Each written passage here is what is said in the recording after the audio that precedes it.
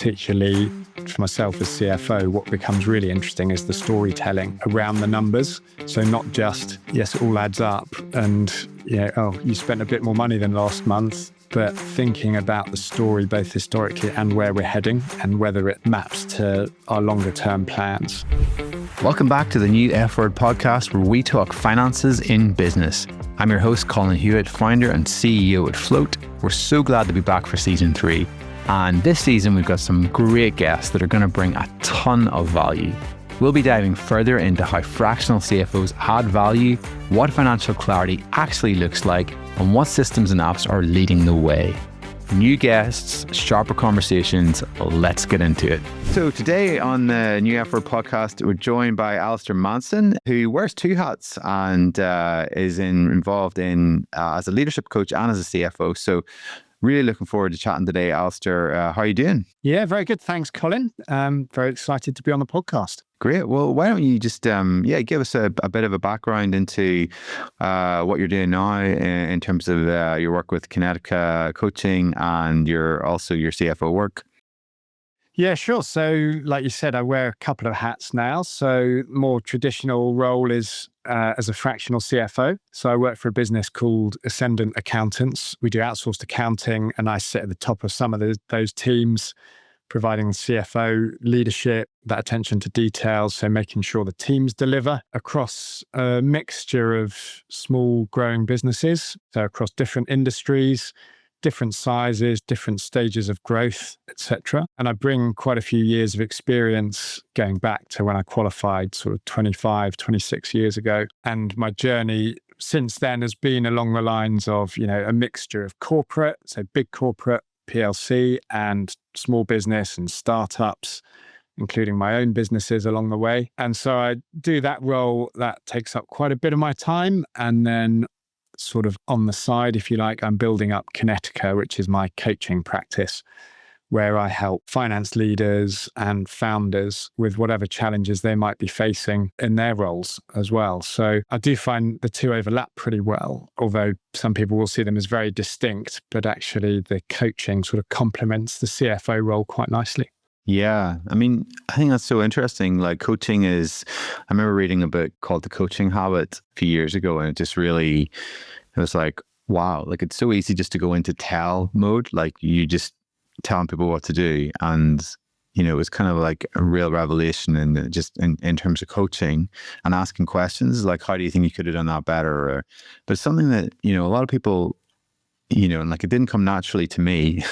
You must, when you've got that lens to see things through, you must sort of really see opportunities where people are not doing it. And also, I guess, how do you typically address that? You must see it a lot with people moving into sort of command and control versus that kind of coaching approach. That's right. And it's quite a challenge when you've grown up, if you like, as an adult in that more directive, providing answers kind of mindset, which being a finance professional, a lot of that is based around finding answers that are broadly accurate or right, doing it within tight timeframes under pressure, sometimes with incomplete information, and that need to be right. And then as you go further up the chain, I find, a lot of it becomes about managing people, making sure you understand what makes them tick. So as you sort of move from that command and control type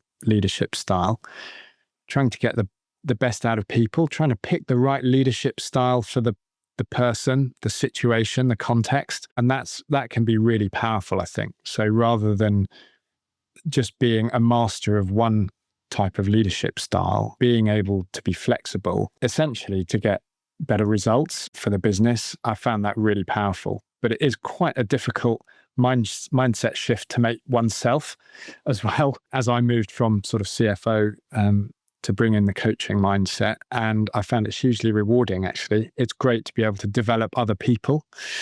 So it adds quite a lot of enjoyment, even though sometimes it feels like it might be a slightly longer way around, but you can have some really interesting conversations and get some really quite enlightening answers sometimes.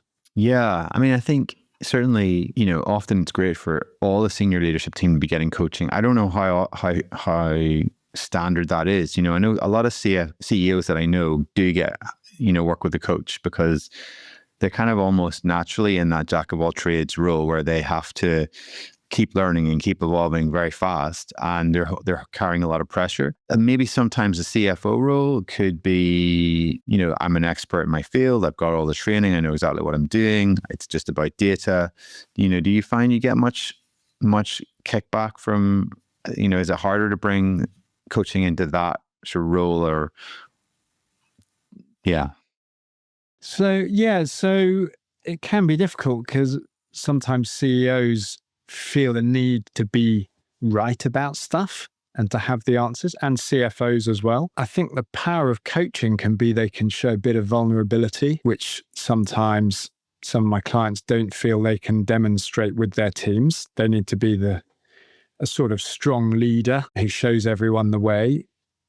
So in terms of coaching those kind of people, it's really interesting to understand their anxieties sometimes, their concerns. Sometimes it's just being a sounding board for them. So I take a different approach to being a mentor or being an advisor. So it's helping those people to find their way through their challenges with my support. Yeah, trying to encourage them to take a coaching approach in their leadership as well is requires a bit of a mindset shift from them, and it requires them really to embrace that learning, which again can be difficult. They might have spent 20, 30 years refining their skills as a command and control type leader, and now I'm suggesting they change that or at least complement it with a more collaborative and listening approach. It's interesting. It can be challenging work coaching these people, but ultimately very rewarding as well. Yeah. Well, what would you say if somebody was thinking about it? Like, I'm a CFO, I've never had coaching before. It sounds like something, either a bit soft skills that I don't need, or, I'm not sure it's going to be worth the investment. What would be your typical answer to that? Well, I would start with, I was that person who was I was skeptical about coaching when I first became really aware of it. So I was in a role as a finance director at a business, and my CEO suggested that myself and one of the other sort of board members have a coach. Not so much suggest, but gave us a coach. And I was skeptical, and I just thought, how's that going to help me with meeting deadlines, financial reporting, etc. And I was very, initially challenged by the difference in approach and by opening up about some of the challenges I faced. And then I found it very, very valuable in terms of improving the way I look at some of the issues being faced in the business. So it gives a great perspective on some of the challenges and some of the stresses that you find in that day job as a finance leader. So what would I say? I'd say it is a softer skill, but I think it helps you to be a stronger leader. What would you say the typical stresses? I mean, I'm not a CFO. I'm a CEO of a company. So I would say, I can afford to, in my role, it's keeping the cash. Sure, making sure there's enough cash, making sure we've got the vision, and making sure we've got the right team in place are the kind of three priorities. From a CFO point of view, what are the typical things that are coming up for when you're coaching? Is it about communication, or what are the stresses that typically they're coming under? Often at sort of CFO level, it's about communication. So I sort of take the view that the technical skills and ability get you that seat at the table, but actually it's then the people skills, the communication after that keep you there and make you more effective as a leader. So there are the board relationships to manage. So the relationship with the CEO, maybe there are investors involved as well. And then also in terms of getting the best out of the team, as well as taking that sort of risk-based view. It's a lot more forward-looking.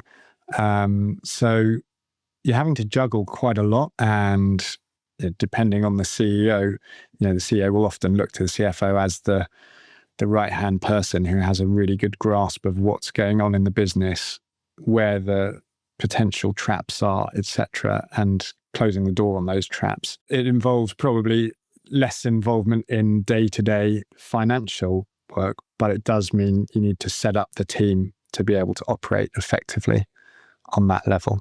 Yeah. No, I think it's fantastic. And I definitely think anybody listening who's curious about it should dig in, because, these are the sort of things that can unlock, just so much. It's amazing how much I look back and think about, where stress started to build up, and there's no vent or something, and you just start carrying this stuff. It's when actually you speak to a coach, they can help, like, almost release some of that, just figuring out, even just having somebody safe to vent to, and then looking at it, seeing and owning some of the where it's your responsibility, or where you maybe didn't realize you had more agency than you thought you did. Yeah, that's right. It does bring a bit of perspective there. Sometimes it is helpful just to vent, just to let off steam. And a good coach might not necessarily know all that much about your context. So might not know that much about your business, about the industry, etc., but will be focusing in on the way you're thinking about some of these challenges, and maybe can challenge you in sometimes uncomfortable ways to look at things from a different perspective that might help alleviate some of that stress. How do you split your time then between the coaching and the CFO work? So about 80-20 CFO to coaching work, and then I do some in the evenings as well. So I do, as well as sort of finance leaders and founders, I do a bit in the sports world as well. So our local hockey club I'm involved with in terms of helping out there. So some of the sports coaches and organisers there, and also on the sort of tennis and golf front, they're classics for the sort of mental skills that you need as an athlete, because they're such individual sports. So it's sort of you against the world almost. So I'm looking to build coaching up as being more of my time over a period of time. And for now, the CFO work's still about 80%. Yeah, I mean, there's such an overlap, isn't there? You almost wouldn't question why a sports person, like a golfer, would have a coach, or because so much isn't going on in the head. But in business, sometimes people would, think you should be able to get, just do your job and get on with it. But yeah, it makes a lot of sense. Yeah, I think so, because those kind of sports people, I don't coach people at the top level, but I do find it fascinating, because technically they're probably all pretty close in ability. And then it's the mental side that really makes that little bit of difference. And so I got really interested in that side of things. There is clear overlap with the business side as well. And I try and marry the two up as best I can. So so that sort of combines a bit of a hobby with my job, if you like. Fantastic. And in terms of switching into the finance world, obviously you're taking on that CFO role in an accountancy practice, which is, I think, growing in popularity. How has it been in terms of, how long has that been going on for? And is it a relatively new thing for Ascendance, or has it been going on for a while? Yeah, it's gone on for a while. So under a previous name, but the same business, it went on for probably about 7 years. Back in the day, I had my own business providing similar services. I think the buzzword at the time was part-time finance director. It's now fractional CFO. That was pretty successful for a while. And then, Ascendant's been doing it for about 7 years. And it is done sort of within the structure of a finance, like accounting practice, but it's still a bit different. So we're looking to change the way that these services are provided in the market, which is challenging. And there are a lot of players in the market now. So trying to stand out in that space is the current challenge, I suppose. Well, yeah, talk a little bit about that. How do you stand out? What do you see the challenges being, and what are you doing about it? Yeah, well, we're quite well placed. So in terms of winning business for us, we can start with the nuts and bolts of anything from bookkeeping, payroll, up to management accounting, and then providing that more strategic advice above that as well. So we already have a solid client base. So the route to market is a bit more straightforward there. I think also we're becoming a more trusted brand in the market. So I have occasionally in a previous world been called in where a fractional CFO has been there and not done what the owner wants them to do, or it's just not gelled. And so, you're taking a bit of a risk if you go with just consultants, unless it's someone you know quite well. So I sort of feel like we have a bit more trust in the marketplace. Also, there are other colleagues, so you might not want to go with a particular CFO, but others are in the business and have particular industry expertise as well. So we're well placed to cover several industries really from where we are. Yeah, I mean, it makes so much sense. I mean, a lot of people have been talking about that shift from compliance to advisory, and obviously compliance is always going to be important, but the advisory side is something that a lot of firms just don't do at all. They're just very reactive, and they're there for the end of the year and anything, any little questions in between. But it's just service more like a proactive. You sort of set a monthly meeting and you're going over the typical sort of strategy. Like, how is it dependent, client dependent, number of days, that kind of thing? It does vary with different engagements depending on what people sort of need and want. Sometimes it's identifying what they might need as well. And it's interesting, like you say, that move from sort of compliance to advisory. So I know there was a while ago, the Big Four all ventured into that kind of space. Yeah. For a short period of time. And I think the sort of risk departments, the larger firms, like to veer away from providing advice at that level. So they had their hands tied a little bit there. But, we're a smaller, more agile firm, and we like to provide that advice because it is difficult to get in the marketplace. We can provide the sort of full suite from compliance up to strategic advice.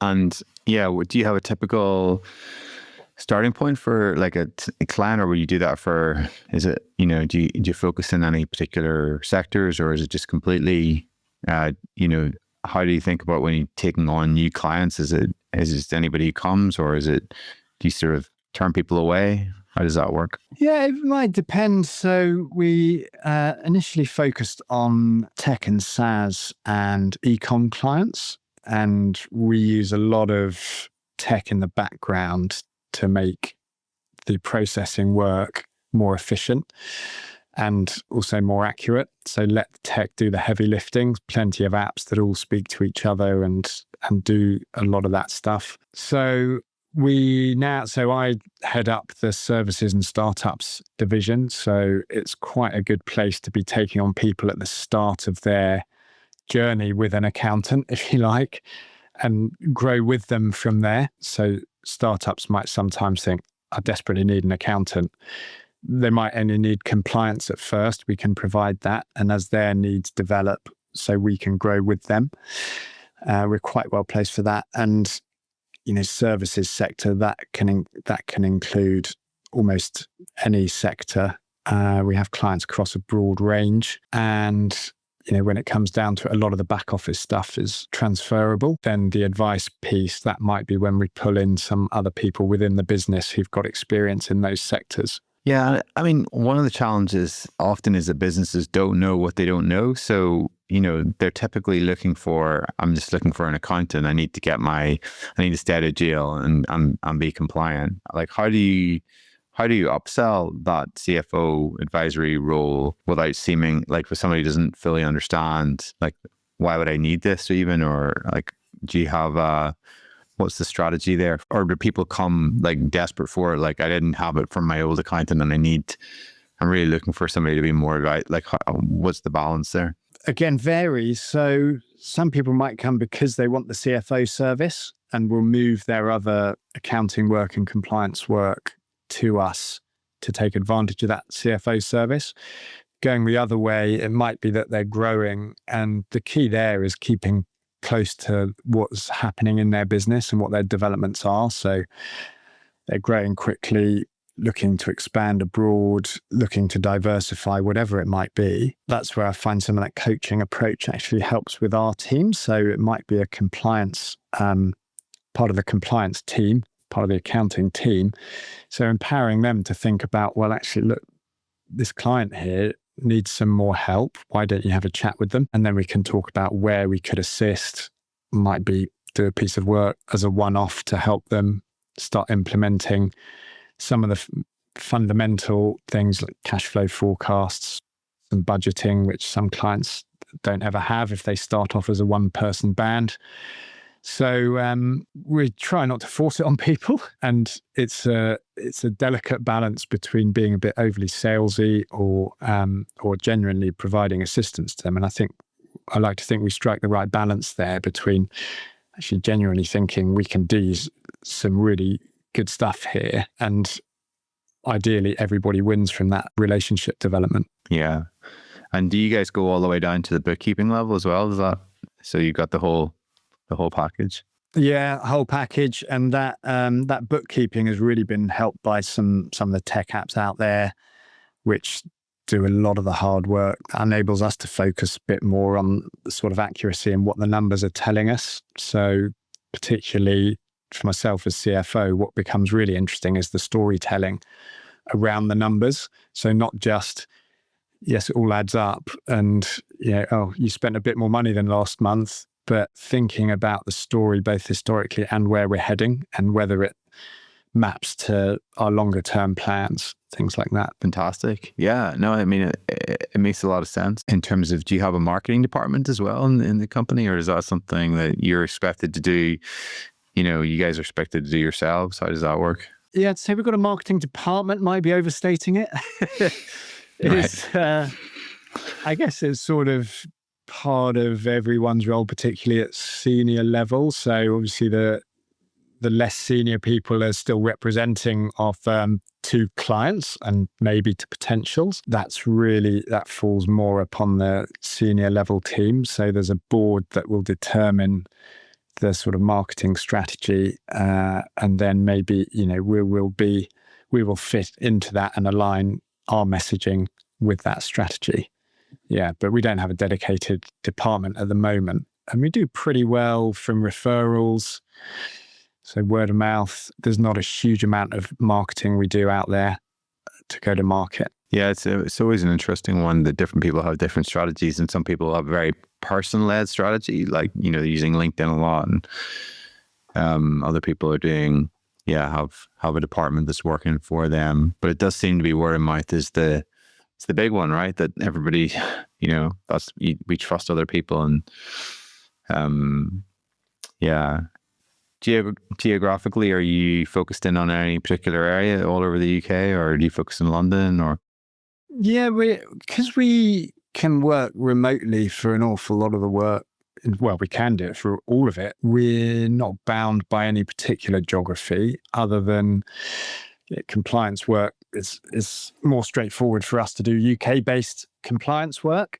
In terms of the advisory thing, translates to pretty much anywhere. So I'd say the bulk of our clients centered around London and the Southeast at the moment. As our group expands, either by acquisition or organically, that might well change to incorporate other cities and regions in the UK. So we're not looking to go international at the moment, but we do some US companies as well.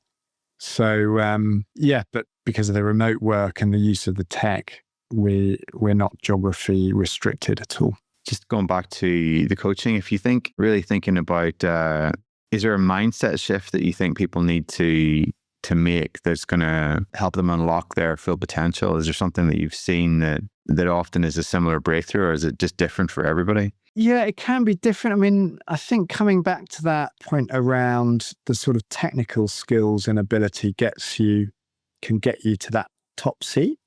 But once you're there, you still need to develop further. So you're not done once you're there.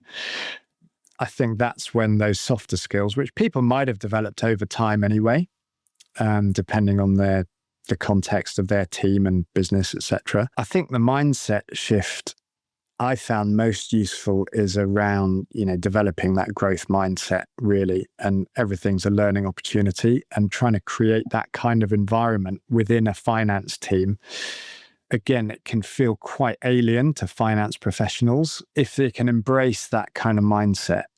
So feel sort of, psychologically safe in terms of trying new things, making mistakes, and everything's a learning opportunity. I think that's great because it's great for the business. It's great for the individuals as well. It helps them to progress. And so I'm always thinking about succession planning and people moving up the chain ultimately. So pretty much training people up to do my job further down the line. That mindset shift and getting people to take that kind of approach also, where they're not just telling all the time, but they're collaboratively working, particularly across different departments with different stakeholders.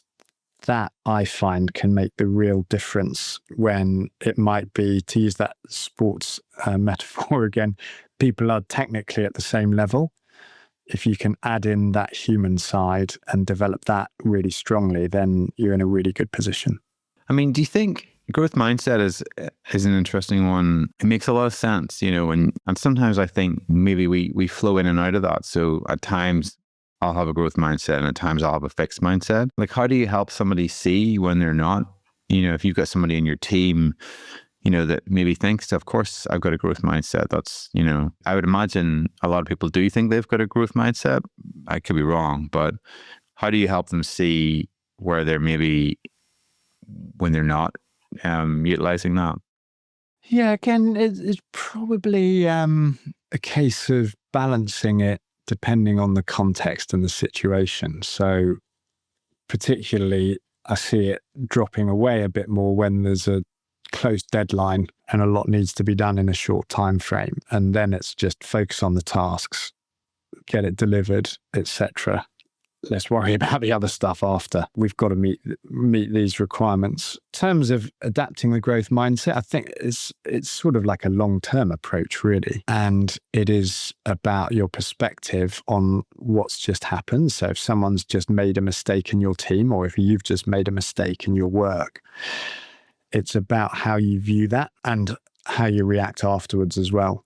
So taking it maybe on the chin, but taking it as a learning and benefiting from that learning as well. So acting on it, that's what helps you develop, I think. And I sort of view the CFO's role, and probably any C-suite person, their role is really to help develop that team, get the most out of them. And yeah, I find it pretty powerful. It was quite a difficult mindset shift, really, from just delivery and deadlines and accuracy to bringing that human side into my skill set. And I see it with a lot of my coaching clients as well. It's quite a difficult journey to go on.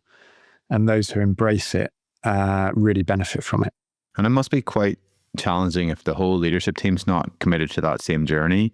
Do you have any books or resources that you typically recommend that teams can read together to try and help unlock that for them? Yeah, often. I mean, I think team coaching is becoming a real growth area, and going beyond that, coaching a team of teams as well in larger organizations often. So there is literature out there. I don't have titles to hand, but there is a lot being written about it, because the way that people interact, and particularly in this day and age where AI and tech is doing a lot of the technical work, the human side of things is where we people can make a real difference now. So we can add a lot of value there, as opposed to doing some of the more manual roles.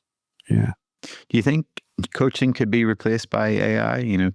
Obviously there's a relationship side to it, but in terms of the skills, like asking questions and digging and reflecting back, and do you think we're going to see a rise in AI coaching? I think it's probably inevitable. There will be a rise, absolutely. It's already starting. I think it's in relatively early stages, but already, that the AI is moving so quickly that changes are happening fast, and it is improving. a lot of the strength in coaching is in the relationship between the coach and the coachee. And so I think at the outset, it was probably thought that AI doesn't really deliver on that level. It's getting better at it. So that is a bit of a worry. Ultimately, I think people relate well to people. It will become a bit difficult if coaching becomes much more commoditized and AI driven to compete with that. So, but the industry will adapt, I'm sure. Yeah, no, absolutely. I mean, I think there's certainly in sales, for example, you can have a transcript analyze how did your call go and give you some examples about where you spoke too much or you could have done something better. We're starting to see that coming into our world. Just little suggestions, which can be annoying, but I think it's all sometimes like it's better than nothing. But yeah, I think for the really big problem, especially the relationship areas, like you say, the coaching of the teams, that's a really interesting area. That'd be fascinating to see how that develops because I haven't heard of a lot of people doing that yet. I know one company where there's two co-founders and they work with the coach together, and it sounds brilliant. But yeah, I think certainly could see that coming into play a lot more. Yeah, I'm not sure how the AI would work with team coaching. No. Someone will find a way, I'm sure. I think the relational aspect is really key. And in particular, if you're doing in-person coaching, those little human cues and body language and everything else that just AI probably can't compete with at the moment. I'm sure one day it will be able to. Well, look, it's been brilliant to chat, Alastair. Any other, if somebody's thinking about getting involved in coaching, are any resources or podcasts or things that you typically, you would recommend and where they would go and learn a bit more? Yeah, there's, as there is for anything, plenty of podcasts out there, some really good books out there as well. I'd recommend anything that's a sort of introduction to coaching would be helpful. I read as well, many other things, but sort of Time to Think. It's a great book. Author's name escapes me right now. Coaching for Performance by John Whitmore. That's great because that is around my interest in that overlap between sports and business and high performance. There are podcasts such as The Coaching Crowd out there. That's really good. And they talk a fair bit about, are you interested in coaching?